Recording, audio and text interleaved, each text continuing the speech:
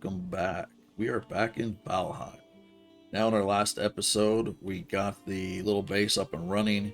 We got some of our basics. We were finally able to make ourselves a nifty bow, some arrows, got ourselves a flint knife for hunting deer. We also got ourselves a wood shield and finally some pants.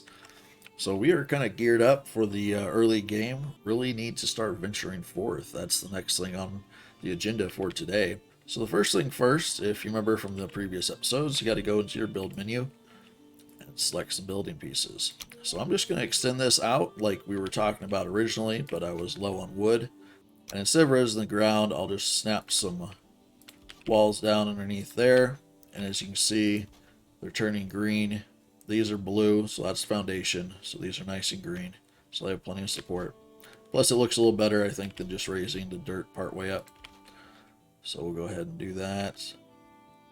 Sometimes you have to come around to the other face. It's really simple to adjust your builds in this game. You get all the resources back. So we'll go ahead and pop some of these down. Now I did mention when I first started building here that the game does not have standard windows yet. And like most games, you'd be able to have like a wall, and you'd have a wall with a hole in it. You have to kind of build your own windows. There's a couple different ways of doing it. This is just a real simple way that I enjoy. Just go ahead and snap these. You know what? I'm going to go up a little higher. I'm really starting to love the building system in this game. It is quite simple, but it does everything it needs to do. And trust me, your first few times of doing this, it's going to feel really clunky and slow. But give it a little bit, and I think it'll grow on you. So we'll just throw this on. And I definitely am not a pro. I've never been one of those that can make super impressive builds. I do that.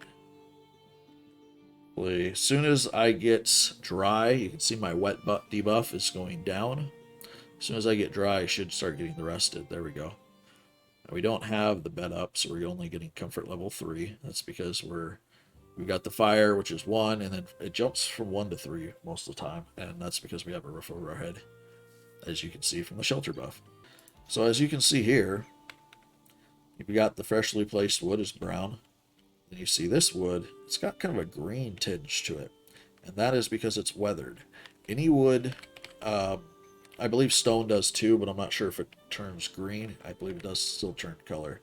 But the wood surfaces, if they're not covered by a roof piece, will get weathered, and that decreases their durability. As you can see, they're down by like a third because of that. But I can repair it if I need to, but I'm going to wait till we finish the roof before I go around repairing. And don't be worried if, when you first start building, if your first base takes you a couple hours to complete. That's perfectly normal. That's fine, especially if you haven't played any sort of survival games like this before. So yeah, don't be worried if it takes you a long time to complete your first base or your first expansion like this. We just made a little kind of cubby hole to get some storage down. Basically, it wasn't anything terribly fancy, but now we're actually building a proper size. And this is probably a little bit oversized for what we needed, but I don't know. I really like the building system in this game. I have a hard time controlling myself. And feel free to modify your builds either any way you want.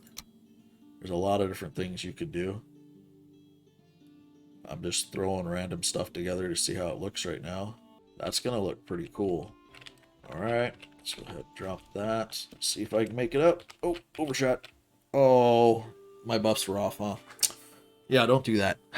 That's one of the reasons why, even when you're building, you want to keep your buffs up. I don't know where we're going to put our fire. Where makes sense for the fire? Actually, right in the middle. I think going right past that would look good. Yeah, let's do that. There, that looks cozy, doesn't it? Especially once we get our little crafting doohickey on top. Yes, that is the technical term. It could be a cooking station as well. So for this, we're going to do an elevated style chimney. This is going to allow us to keep the same basic shape, but also cover it from rain.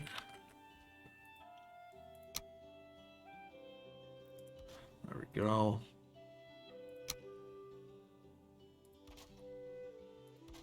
Gonna go ahead and do that. Pretty slick, huh? Not too shabby. So we're gonna go ahead and throw some beams on here just to clean it up. In my opinion, it makes it look better. Go ahead and throw some 45s on the sides. Again, you can go as basic or as complicated and fancy, quote, fancy is in quotes there, as you want. But I always tend to get a little bit too into it. I have to make, add every single beam on every corner and make it look all nice. Like I could be putting them along the top here, but honestly, who's going to see up here on the top of the roof like this? You can't see it from down below. So I'll just stick to the ones on the sides for now. All right, so we've got that all set. It looks slick. It allows our smoke to get out, which is the biggest concern. Let's do something off the front. So we can't leave it just square like that. That's no good. This is the little lodge I built after just, expanding from the other one. I initially started just with like a triangular shape, and then it looked too flat, so I decided to add some stuff to the front. It's fairly basic, but if you've never built in this game, it may look kind of overly complicated. But overall, pretty basic. That's just an elevated sort. You basically just cut away the roof and put it up on one block high beams. As you can see, that would be the normal roof pieces that would be flat there. But being that if you raise it up on beams on all sides, it allows the smoke to escape while still kind of keeping the same roof shape, if that makes sense. And I think it kind of looks pretty decent with that, though I'm just noticing I want to put some beams around the edge of this to fit in better, but I'll add that another time. I want to add some more probably to the sides of these windows and stuff. But anyway, I just kind of threw this together, but if you take all that away, you can see it was just this skinny, tall building, and it looked kind of weird. I might add something to the back too, but anyway, let's go ahead and take a look on the inside. I threw up some torches so it'd be a little bit easier for you guys to see, being that it was raining. Yeah, let's get out of the rain. So here we go. Pretty simple. I normally build with the bigger double doors, but since we had started with a small one, this bugs me a little bit that there's the door off to the side, but let's not worry about that. So yeah, this is just a pretty basic building. Real tall ceilings. Gives us plenty of room for the smoke to escape. Looks like it's not all going out there. And it's probably because there's another opening there. It's allowing it to go that direction as well.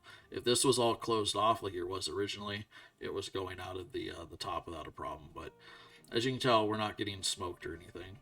I just threw that down on the ground, threw some beams around it to make it look nice. I put some half floors in here, so as you can see, now it's kind of centered. Nothing too fancy. So the one thing I wanted to go over was we need to upgrade our crafting bench. Now, if you notice, there are some things, if you look at this bench.